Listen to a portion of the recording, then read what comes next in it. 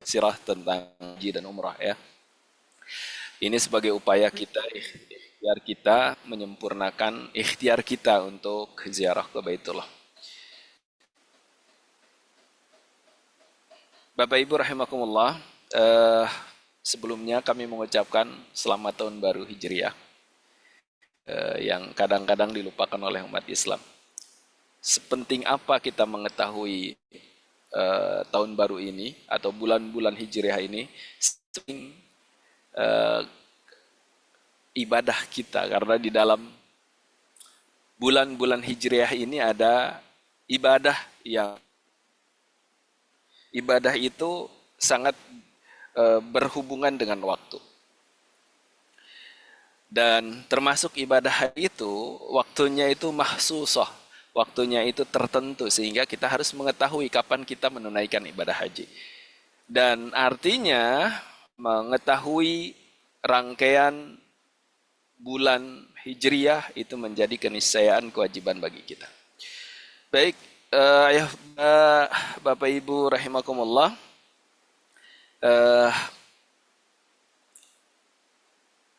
sebelum kita masuk ke materi, saya kira tidak ada salahnya kalau sedikit mengingatkan saya dan kita sekalian betapa mulia bulan Muharram. Bulan Muharram ini salah satu dari 4 bulan di dalam satu tahun yang dimuliakan oleh Allah Subhanahu wa taala. Kenapa mulia? Karena amal saleh akan dilipat gandakan pahalanya, amal salah akan dilipat gandakan dosanya. Sehingga sikap kita ini perbanyak amal saleh, hindari amal salah. Dan bahkan Allah mengharamkan melakukan perseruan di bulan ini. Perang itu dilarang di bulan ini. Nggak tahu itu Iran mau dilanjut atau tidak. Harusnya berhenti. Kecuali memang diserang, harus melawan. Saking mulianya bulan Muharram ini sampai berseteru, bersengketa, peperangan itu dilarang oleh Allah. Kemudian dianjurkan berikutnya adalah ikthar at-ta'ah, perbanyak taat kepada Allah Subhanahu wa taala. Apa yang disebut taat? Taat itu bentuknya amal kebaikan kita. Ketika diniatkan karena Allah, insya Allah kategori taat. Salat itu ketaatan. Maka sebetulnya setiap kita menjalankan salat harus terbersit di hati kita bahwa salatku ini dalam rangka ketaatan kepada Allah. Kemudian ketika taat itu diantaranya adalah membaca Al-Quran. Maka ketika kita membaca Al-Quran harus terbersit hati ini bahwa baca Quranku atas dasar ketaatan kepada Allah. Silaturahim itu taat kepada perintah Allah. Sehingga ketika kita berkunjung ke saudara kita, niati silaturahim kita itu dalam rangka ketaatan kepada Allah. Al-ikthar bit-ta'at, perbanyak taat kepada Allah khususnya di bulan Muharram ini. Agar Allah memberikan pahala yang berlipat ganda. Dan di sisi lain kalau kita taat kepada Allah, amalan aktivitas kebaikan kita itu diniati taat kepada Allah, maka Allah akan memberikan yang terbaik untuk kita. Dalam hadis qudsinya Allah berfirman, demikian, abdi ata'ni fima amartuk, hambaku cukuplah engkau taat terhadap apa yang aku perintahkan kepadamu. Wala tu'allimuni bima yuslihu li nafsik, jangan engkau ajari aku tentang apa yang terbaik untukmu. Ini bahasanya bagus banget, sastra banget. Arti kalau kita, perilaku kita, ketaatan, ibadah kita itu diniatkan dalam rangka ketaatan kepada Allah, maka Allah akan memberikan kehidupan terbaik. Allah akan menghadirkan yang terbaik dalam kehidupan kita. Nanti rezeki baik, keluarga baik, bisnisnya baik, dan seterusnya. Kemudian hal yang berikut yang patut kita lakukan di bulan Muharram ini, puasa. Rasulullah menganjurkan kepada kita untuk berpuasa di bulan Muharram. Khosatan, la siyaman, terutama yaumai tasi'ati wal ashir.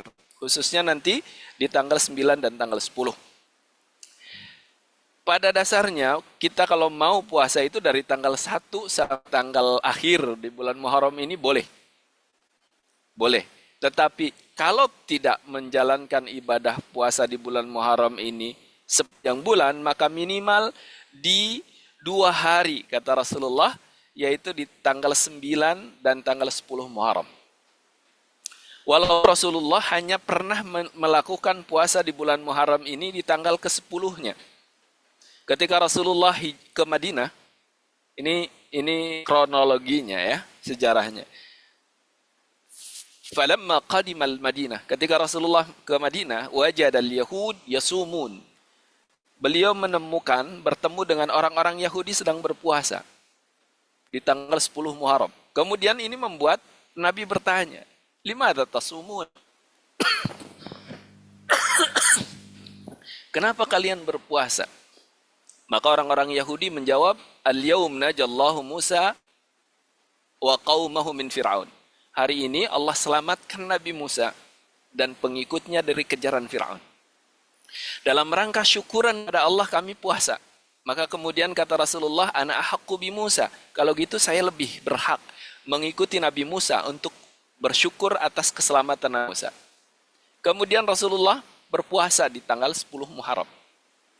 Nah, dengan puasanya Nabi di tanggal 10 Muharram itu, kemudian sahabat bertanya, "Rasul, kalau gitu kita ikut-ikutan amalan Yahudi."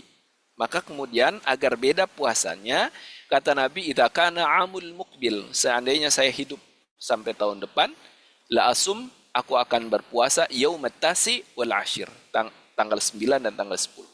Maka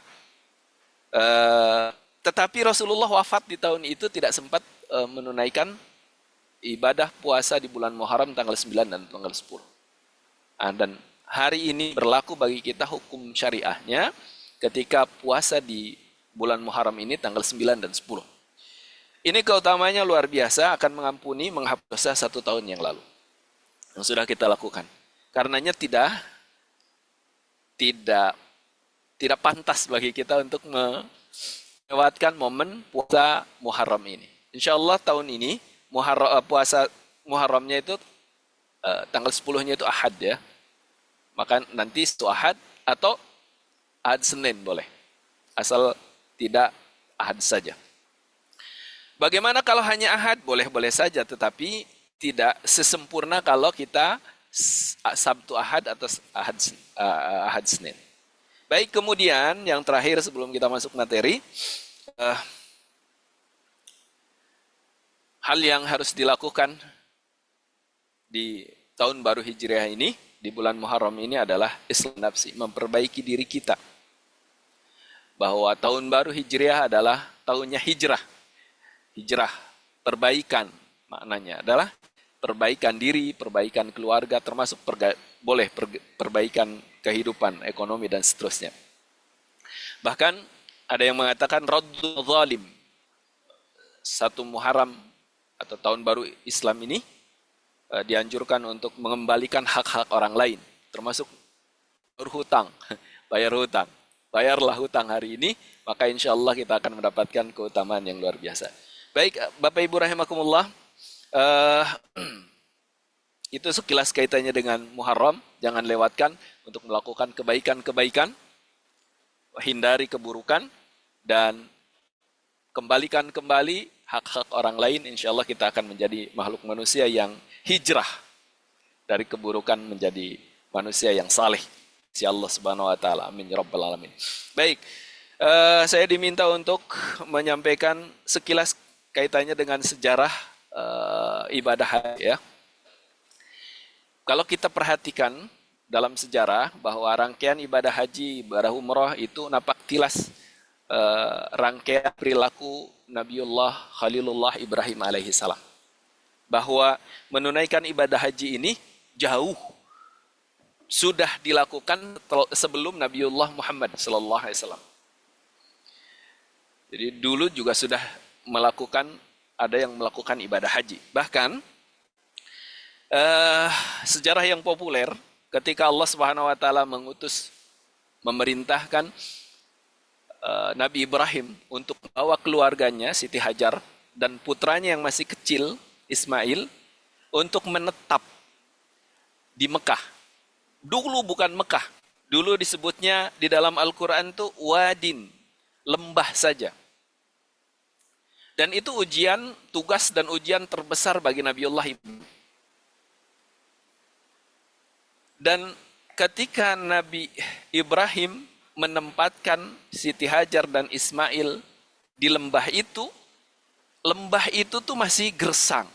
Di dalam Al-Quran itu disebut dengan biwadin ghairi dhi zar'in. Lembah yang tidak ada tumbuhan sekalipun. Tidak ada pohon apapun. Sehingga Bapak Ibu secara logikanya ini menyiksa gitu. Sampai betul secara sisi kemanusiawiannya, Siti Hajar itu bertanya kepada Nabi Ibrahim ketika mereka berdua, Siti Hajar dan Ismail itu ditempatkan di lembah itu, Siti Hajar itu bertanya, "Aina tadhhab ya Ibrahim wa tatrukuna fi hadzal wadi?" Mau kemana engkau hai Ibrahim dan engkau meninggalkan kami di lembah ini? Saking tidak teganya dalam riwayat hadis, Nabi Ibrahim itu tidak menjawab.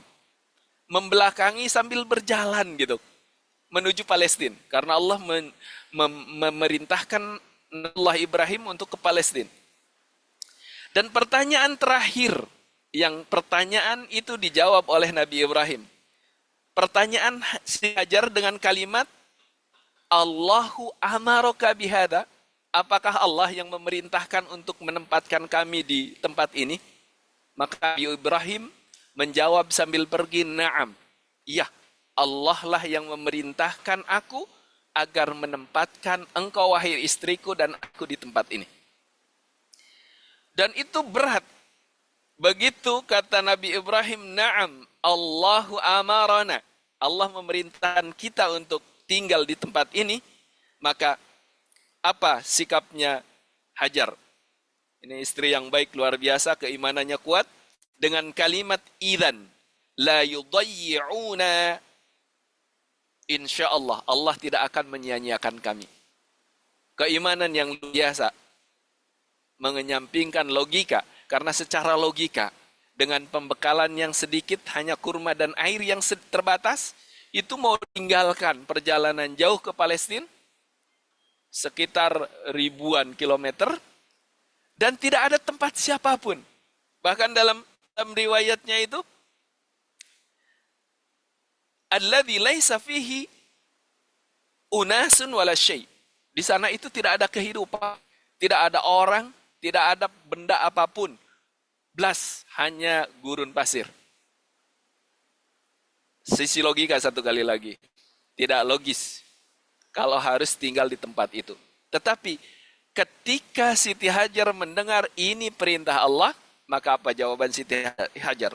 Innallaha la yudayyi'una. Allah tidak akan menyia-nyiakan kami. Kepercayaan itulah yang kemudian Allah memunculkan air Zam-Zam. Itu pun prosesnya luar biasa. Siti Hajar lari dari Safa ke Marwa dalam langkah ikhtiar. Walaupun sesungguhnya ikhtiar itu lagi-lagi. Dengan ikhtiarnya lari dari Safa ke Marwa, dari Marwa ke Safa lagi sampai 7 kali, itu tidak menghasilkan dari ikhtiar itu. Justru air Zam-Zam itu muncul tahta qadamai Ismail. Di bawah tumitnya Nabi Ismail alaihi salam. Dari situlah bahwa Allah hadir untuk keluarga Nabiullah Ibrahim alaihi salam. Bapak Ibu rahimakumullah, dan setelah Nabi Ibrahim meyakinkan istrinya bahwa ini perintah Allah, Nabi Ibrahim kemudian pergi. Setelah jauh, tidak kelihatan oleh Siti Hajar, kemudian Nabi Ibrahim berdoa kepada Allah dengan doa, "Inni askantu min dzurriyyati biwadin dzi ghairi zain 'inda baitikal muharram." Ya Allah, aku titipkan keluargaku di lembah yang tidak ada satupun tumbuhan. Zar'un itu tumbuhan, kayak padi, kayak itu zar'un. Kalau syajarun itu pohon.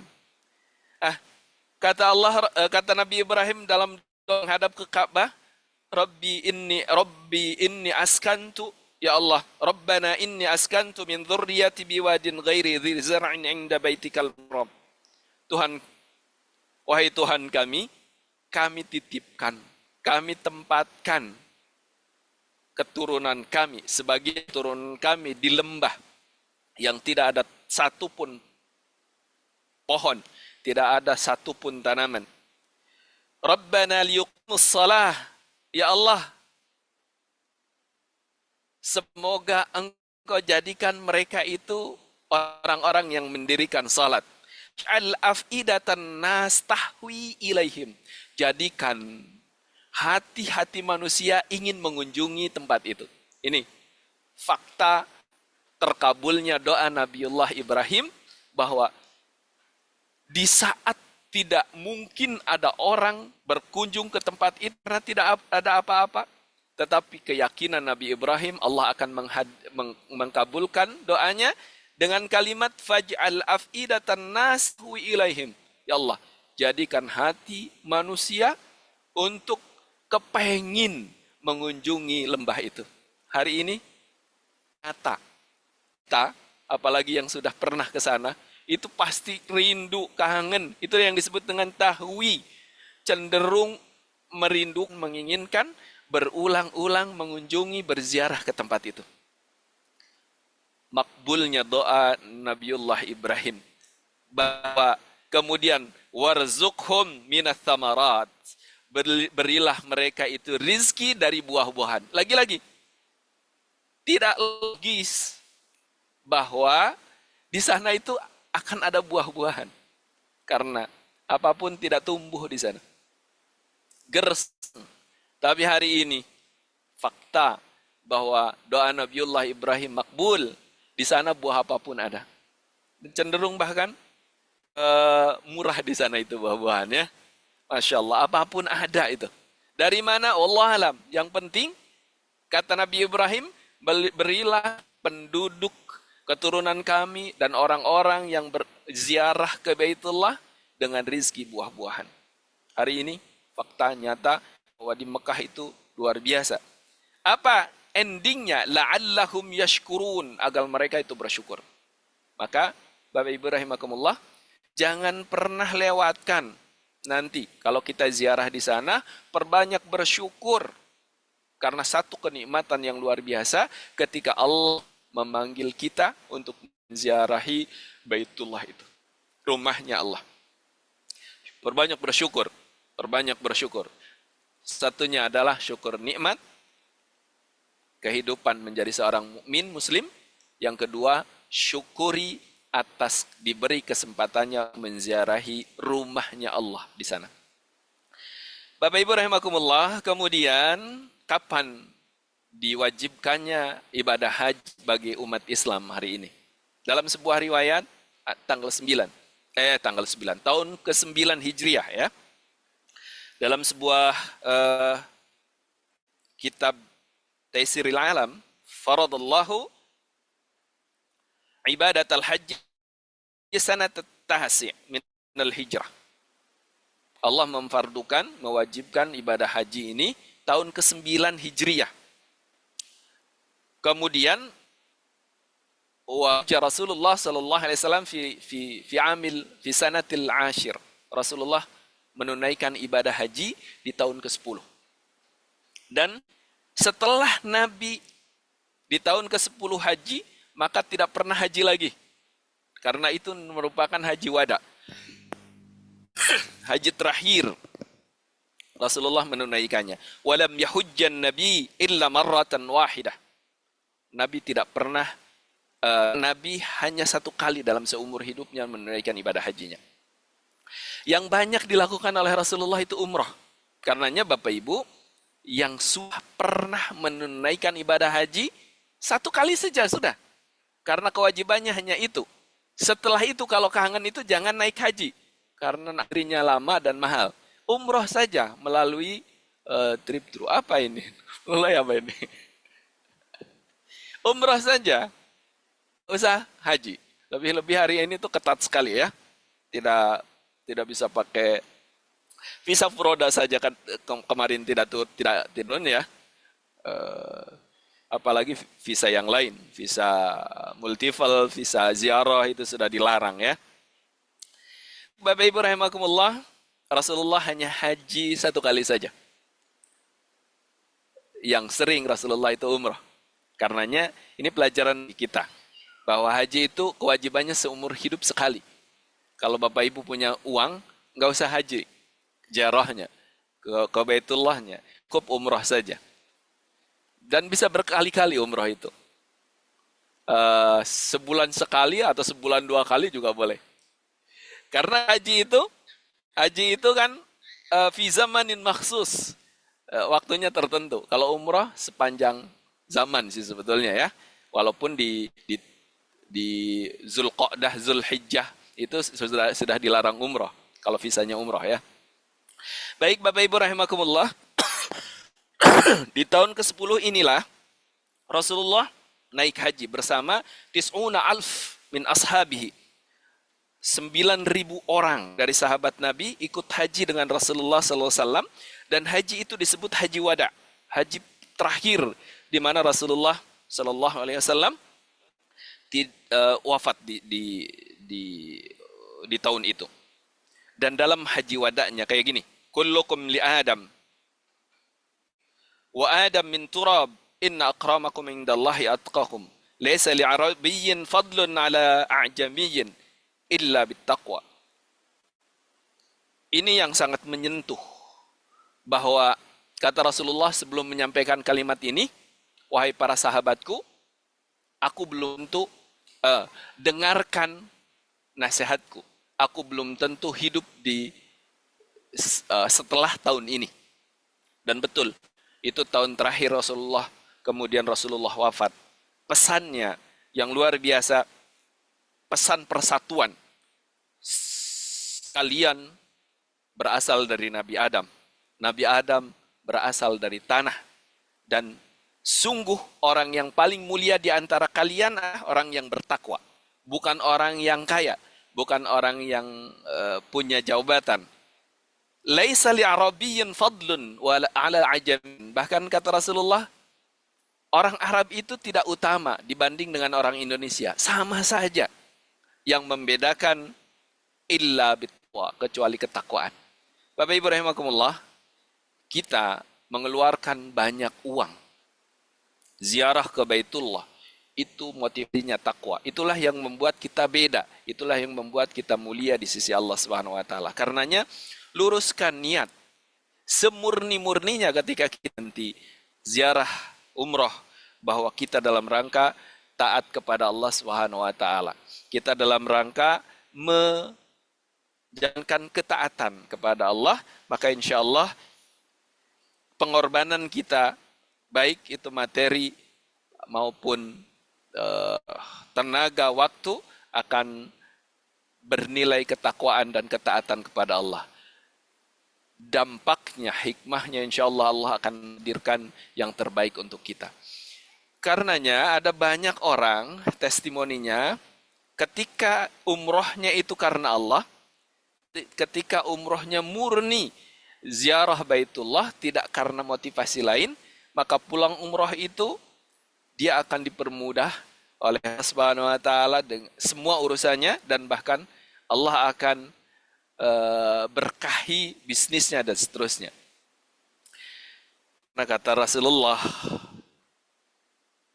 laisa li arabiyyin fadlun ala ajamiyyin illa bittaqwa. Tidak ada istimewa orang Arab bila dibandingkan dengan orang Indonesia. Tidak ada istimewanya orang Indonesia, kecuali yang membuat istimewa itu adalah ketakwaan. Karenanya umroh itu dalam rangka takwa. Haji itu dalam rangka takwa.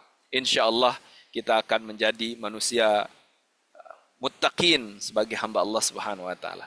Baik, barangkali ini prolog, mudah-mudahan nanti ada interaktif. Kalau ada hal yang perlu ditanyakan, didiskusikan, dipersilahkan. Moderat pembawa acara juga boleh mau bertanya. Siap. Syukran jazakumullah khair katsir untuk penjelasannya guys Ustaz. Tadi pas sedikit mengantar nggih. terkait sejarah tentang Ka'bah, kemudian syariat untuk dilaksanakannya ibadah haji maupun umroh gitu ya.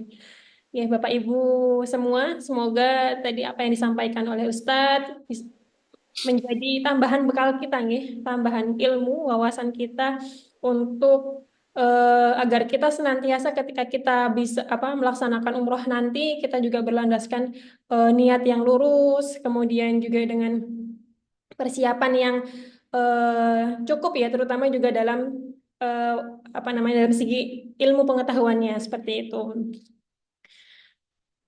Mungkin dari penjelasan Ustadz tadi, barangkali dari Bapak Ibu semua ada yang mau ditanyakan terkait sirah, sejarah gitu ya, sejarah syariat tentang dilaksanakannya haji dan umroh. Monggo Bapak Ibu semua.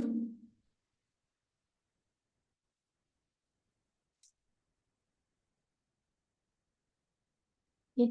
Nanti mungkin tambahan ya, insya Allah kita nanti ketika sudah berada di Madinah dan di Mekah, insya Allah kita akan benar-benar juga ya merasakan apa ya benar-benar merasakan perjuangan dakwah para nabi gitu ya, terutama juga Nabi Muhammad SAW.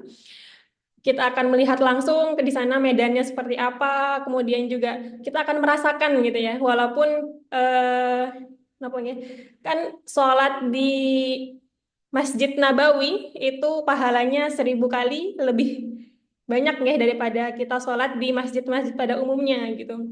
Kemudian juga kenapa sholat di Masjidil Haram itu 100.000 kali kebaikannya daripada eh, sholat di masjid-masjid pada umumnya. Jadi akan banyak keberkahan-keberkahan dan kebaikan-kebaikan insya Allah yang akan kita rasakan ketika kita ke sana.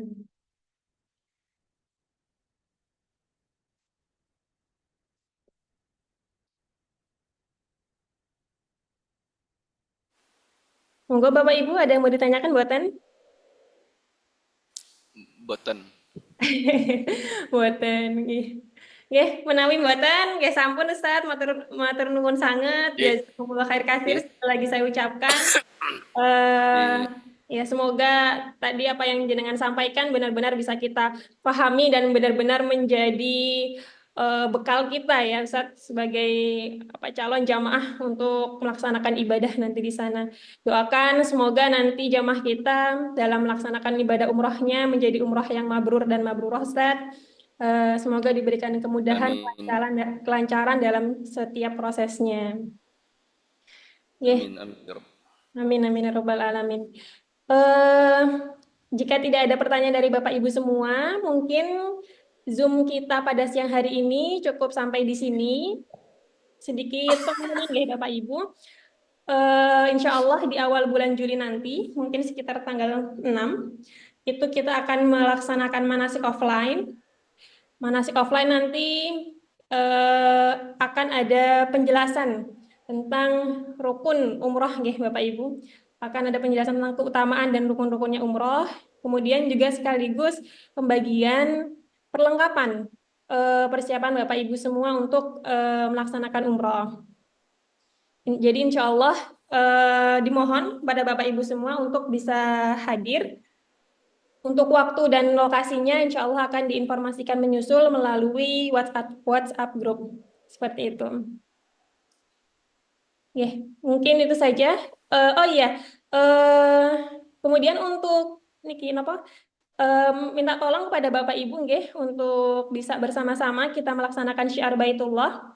Kita untuk trip Agustus ini masih ada sekitar 15 seat lagi. Monggo Bapak Ibu semua menawi ada sanak saudaranya yang napa nggih? Ya ada yang sudah rasan-rasan napa pripun ngeten nggih.